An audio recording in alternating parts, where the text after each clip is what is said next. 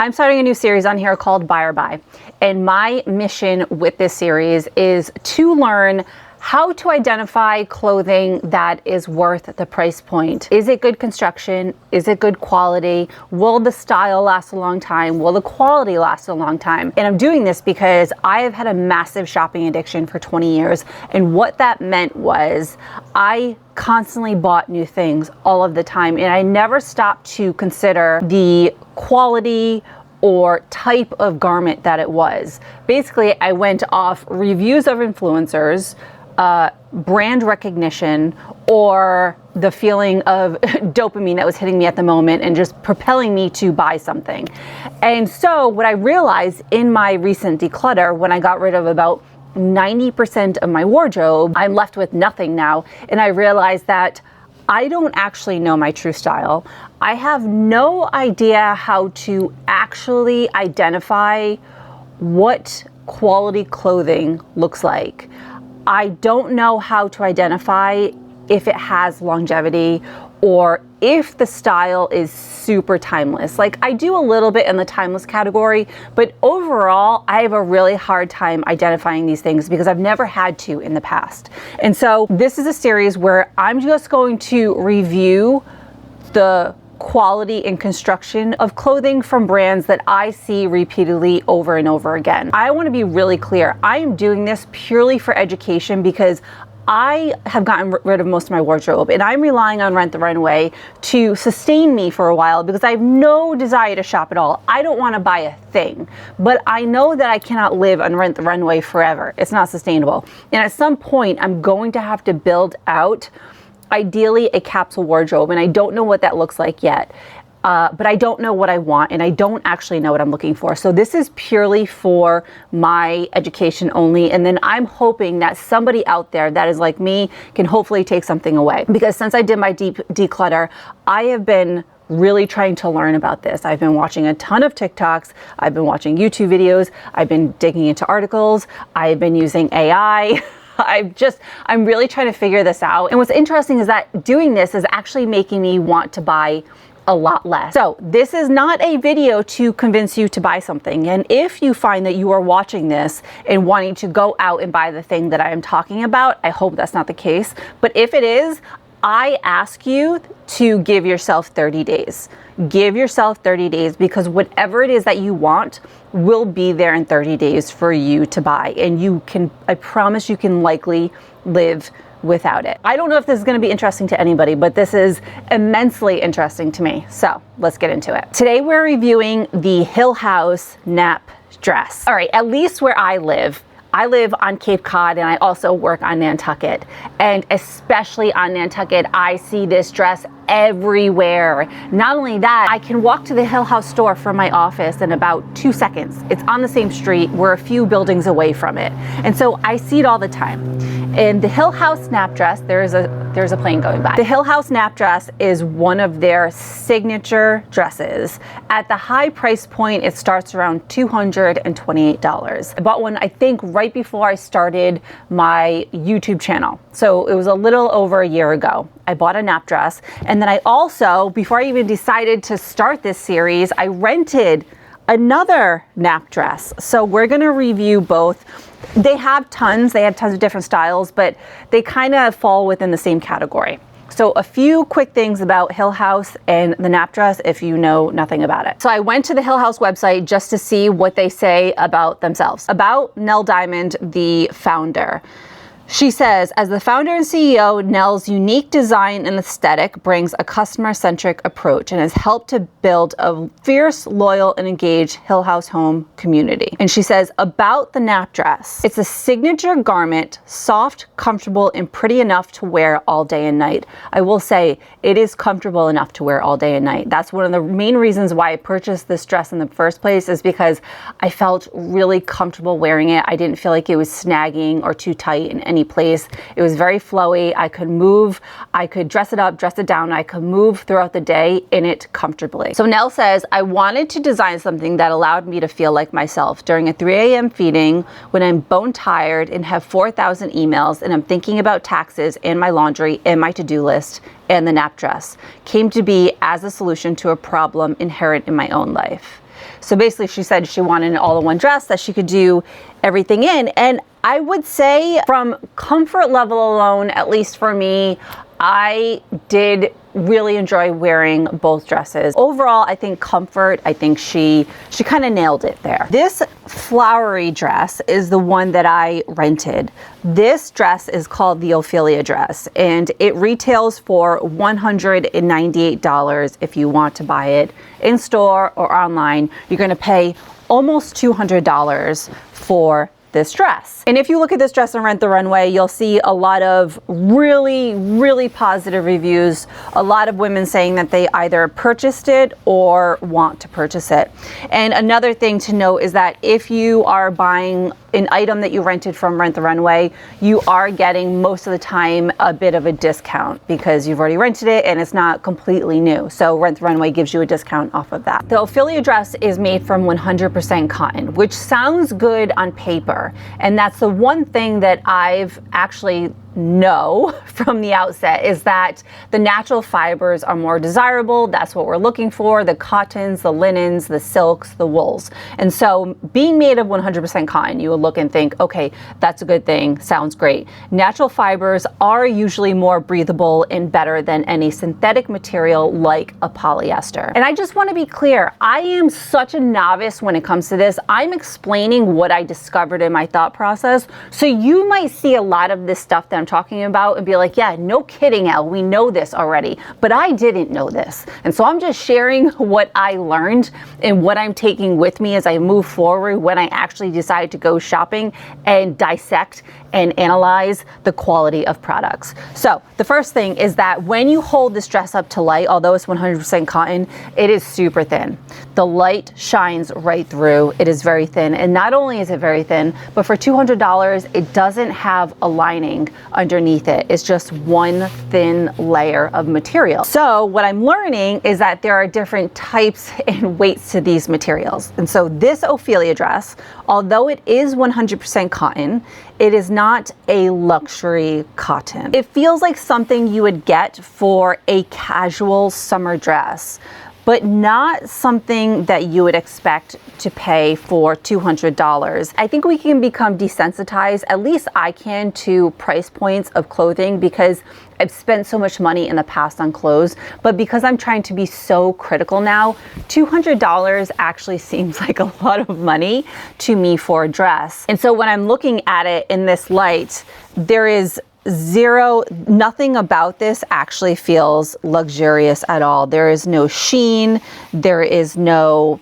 not even really a softness to it. Let's go into stitching and construction. This is something I've never looked at when looking at clothing, ever, which shocks the hell out of me. You would think all the shopping I did, all the influencers that I watched, that I would know a thing or two about this.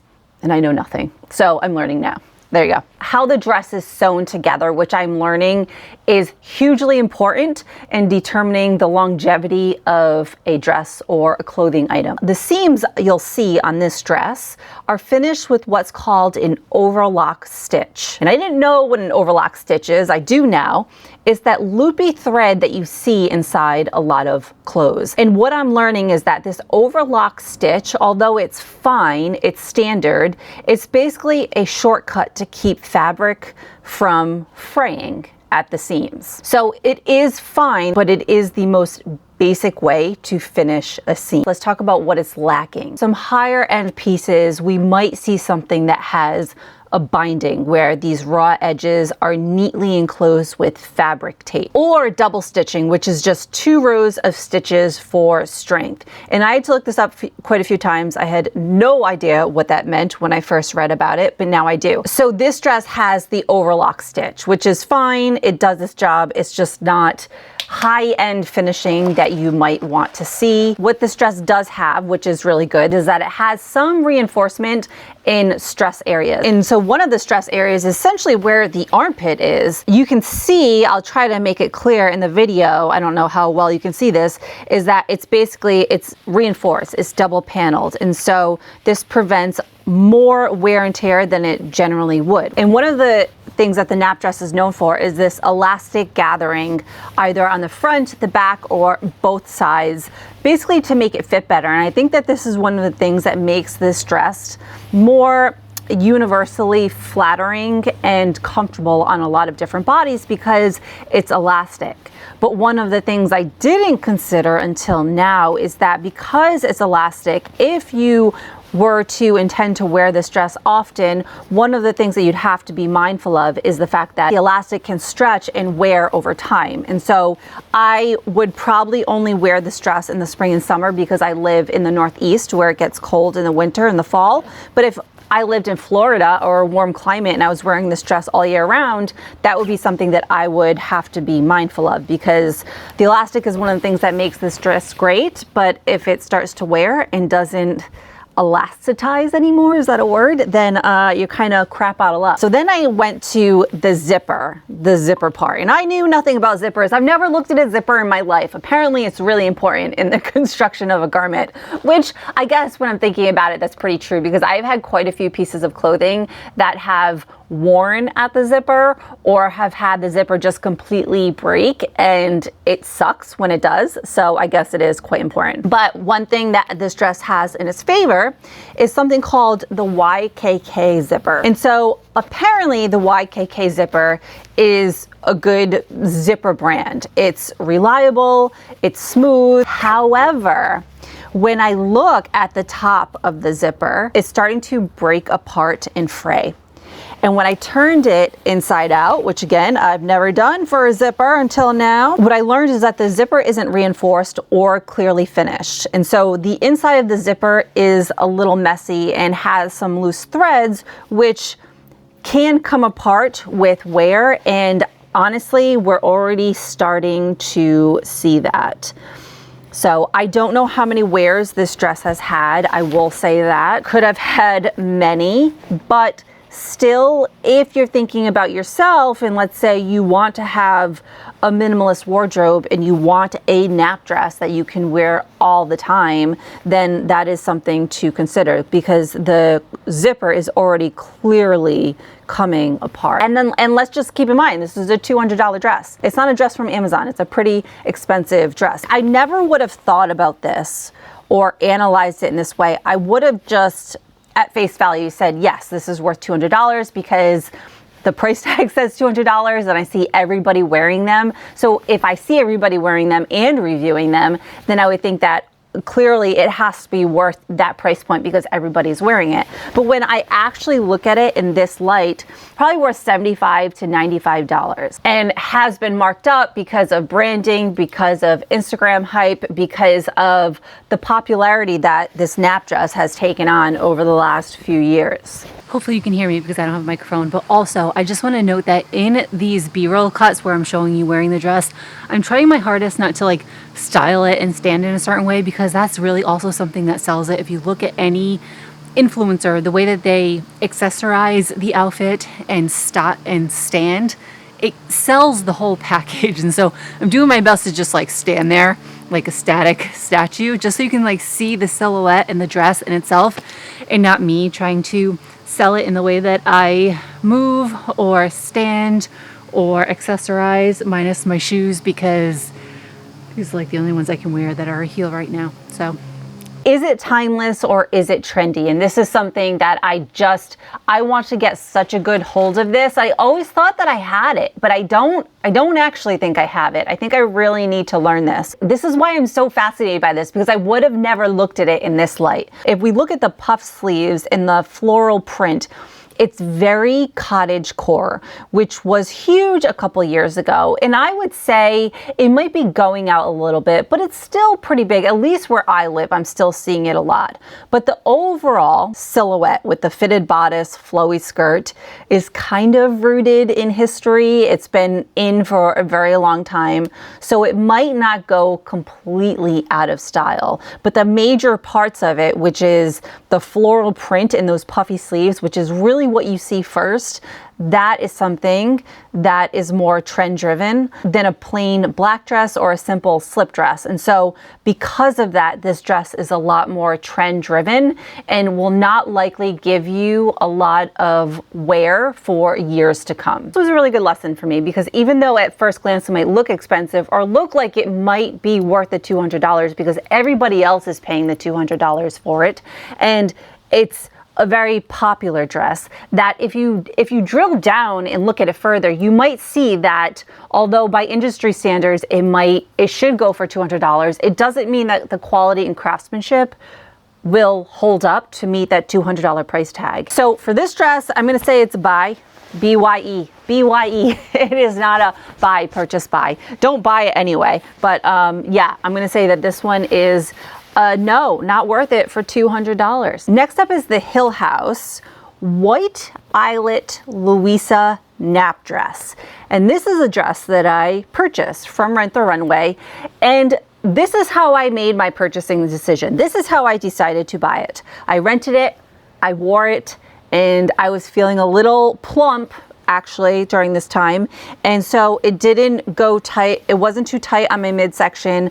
I could sit down and not feel like I was exposing everything, and it was white, and I thought this is something that will last, take me through the spring and summer season. I felt like because it was white and it covered a lot of my arms and my legs, that it would take me through a lot of springs and summers. And that's basically how I made the decision to buy it. No other thought went into it other than really that it was white and comfortable at the end of it. It was white and comfortable, and so that's why I paid $175 to purchase this dress. And that was from Rent the Runway. I think this might be even more expensive on at Hill House. Let's start with fabric first. This dress is 100% cotton with the embroidery, the eyelet embroidery on it, which does add a little specialness to it, in my opinion. It looks a little fancier and definitely costs more than the printed flowery cotton dress that we just saw right before this. Also, the big win for this dress is that it's lined,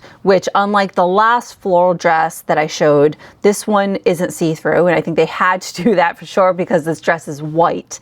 But it is a step up because there is a lining underneath. Still, I will say, and this is something I never paid attention to with this dress, which is unfortunate, I didn't pay attention to the feel of it. And so it's still a very lightweight cotton, which you can look at it as a good thing in the spring and summer. You want things to be lightweight, but, and this is not something I paid attention to, but it doesn't have that, it doesn't have like a rich or high-end feeling to it. All right, let's go into stitching and construction. This is where things got interesting. And this is something, like I said, I didn't even know to look at it. I had no idea. I didn't even know what I would be looking for. So I definitely did not look at this. But some interesting things behind the scenes when you flip the dress inside out. All of the stitching is basically just, again, that overlock stitching. So that means that the edges are looped with a thread to keep them from fraying, but there's no reinforcement. It's fine. It's not like it's bad, but it's not exceptional in any way, and you have to decide if you think that for $200 it is worth it. This dress, especially even in the, if you look at the armholes, there is no reinforcement, and what I've learned is that it's a high stress area. This is where things can wear and tear, so there is a chance that if you were to wear this dress a lot, that it would start to wear in those areas. Also, if you look closely at this dress, you can see where it's already wearing a little bit with some loose threads, which I didn't even pay attention to. I've probably worn this dress about 6 times since I purchased it well over a year ago at this point. Again, I live in a cold climate in the fall and winter, so I would not be wearing this around then. So I only wear it in the spring and summer. But I did purchase it from Rent the Runway, so we have to be fair here to say that, you know, the loose threads could be from that. I can't guarantee this, but I feel like if I'm remembering correctly, because I get a lot of things from Rent the Runway that still have tags on them. They're brand new, and I feel like this was one of them. I really do. I could be wrong. I can't guarantee it. I wish I documented it at that time, but I feel like it was definitely one of the things I got. I'm almost positive it had a tag on it, but I can't I can't confirm it. So, but I can already see a lot of loose threads coming apart, which is not a good sign, especially if it was brand new when I got it, because I haven't worn it that much to have that already happen. And then again, with the elastic gathering and material, I can already see where some of the elastic is coming apart on this dress. And this is one of the benefits of this dress. This is why people like it, because it makes it more comfortable, more flattering, more easy to wear. But also one of the downsides is that it can wear more quickly because it is elastic. So you kind of have to just weigh that pro and con. Let's talk about the price tag. To buy this dress, well, I did buy this dress. I purchased this dress at $175. So is this dress worth $175? It's kind of too late because I already did it, but let's talk about it. I would have been smarter if I tried to find this secondhand and purchase this for, let's say, $90 or $95. Then it might be a little more worth it. If I could get it for $75, even better. I'm gonna say $175, it's probably not worth it, because as we've talked about, the brand is definitely charging a markup for the aesthetic and the fact that the nap dress went super viral, and so viral that other brands have kind of taken from it and have done knockoffs of it, like in a cheaper way. You'll see a lot of this version in TikTok shop too. And so what I've learned, again, I cannot confirm, I'm not saying I'm not saying that Hill House paid this much, okay? This is just speculation. This is not fact at all, okay? I am not an expert here. If you haven't already figured that out, I'm not an expert. But if we're just gonna assume here, we're just gonna assume that this dress might be $30 to $45 all in, made in bulk, manufactured in Vietnam, might be with shipping and construction, might be $20 to $40. But then you consider the 4 to 6% markup to sell it in retail, the branding, the marketing, and then all of a sudden you're paying $175. And so knowing what I know now, I would not pay that much money for this nap dress. I wouldn't. I'm feeling a little guilty right now, even though I purchased this last year. I'm feeling really guilty. I wish I had done this a year ago, but I know going forward. And so no, I'm gonna say this is not worth $175. But if I'd found this on eBay or Poshmark for $75, $80, maybe it would be. So is this dress timeless or trendy? I'm going to say that this is more timeless than the last one, but not entirely. And my first reason why is because the other reason why I wouldn't buy this dress is because it kind of goes against my rule now. And that rule is if I see something over and over and over again promoted by a brand or an influencer, then I'm not buying it just out of principle, because I know that that in itself is making it a trend, and it will become a non-trend in the future. It will be so overdone that it's kind of out of style. And so if this was me now, I would not buy this dress just on the fact that I've seen it so many times and advertised so many times that I would just say because of that, it's trendy.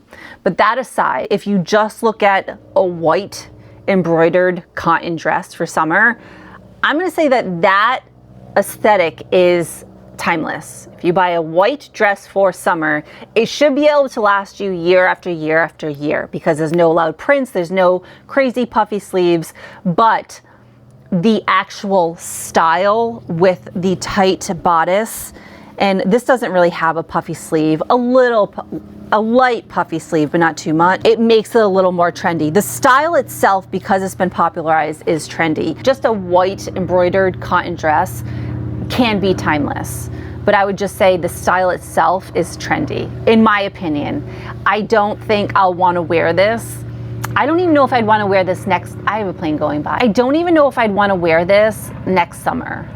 It's questionable. It might not even make it through my declutter. And so because of that, I regret it. I wish I chose a more simple silhouette. Okay, so let's talk about the key takeaways. And I just want to be clear, the reason why I'm making this video is because, one, I find it fascinating, and my hope is that there's at least one other person out there that finds this as interesting as I do. I have another plane going by. What the hell? Jesus Christ. First thing is to flip it inside out. Look at the seams, look at the finishing, because that can tell us a lot more about the quality and construction of the garment than the outside can. And this is interesting because I've never done this with a piece of clothing, ever. In the thousands of items that I've purchased, I've never flipped it inside out to look at the seams and the finishing of the product. Check the fabric. So thin, unlined cotton at $200 is what I'm learning. It's a red flag. Unlined thin cotton is a red flag. Cotton in and of itself is not a bad thing. There are different types and weights, so just be aware of that. We also have to remember the markup, and this is something that I was aware of, but I never really thought too hard about or actually cared about. Especially, this really holds true in the luxury designer realm, and I think that people know this and are willing to pay this markup because you are wearing a brand. You're quietly saying something about yourself to the outside world when you're actually wearing a logo or a brand. So let's just remember the markup. A $200 dress like this one could hypothetically only cost $30 to make. So we are paying for the branding and the marketing. And of course, the retail, right? Like the overhead stores, the employee, the staffing. To put it into a retail store costs a lot of money. So we just have to remember that we may possibly, potentially be paying $200 for a $35 dress. Next one is ask if it's timeless. Really, this is something I have to analyze through and through. Will this still look good in 5 years, or is it a trendy item? Look at the cut, look at the color, look at the print, look at the style. This is something I'm still learning, but I think I will get better at. And then of cost, think of cost per wear. If this is something that will live in your closet, will it stand the test of time? If it gets enough use out of it like it should. Okay, this is the goal, at least for me, is to have clothing at some point that I want to wear all of the time and that will last for a very long time. Again, but if you don't wear it, if it just sits in your closet, even for this white nap dress, I think I've worn it, like I said, like 6 times. And so the cost per wear, if we consider it that way, the price skyrockets because I'm not wearing it as often as I should. So now that we're saying this, I don't have much time left because it's already getting cold. It's mid-September. So I will try to wear this dress a few more times before I run out of time for it. And so to end, I would say that both of these dresses are a buy, B-Y-E. I would not buy them. I would not buy the floral, and I would not rebuy the white dress if I had to buy it again. Let me know your thoughts below if you have any. If there's anything that you want me to look at or review, I might do that. I'm happy to. Again, if you ever feel compelled to want to buy something because of one of these videos, that is not my goal, okay? Hold off for 30 days. Just sit on it and wait and really think about it. If you have any opinions, thoughts, questions, leave them below. Thank you so much for stopping by, and I'll see you in the next one. Okay, thanks.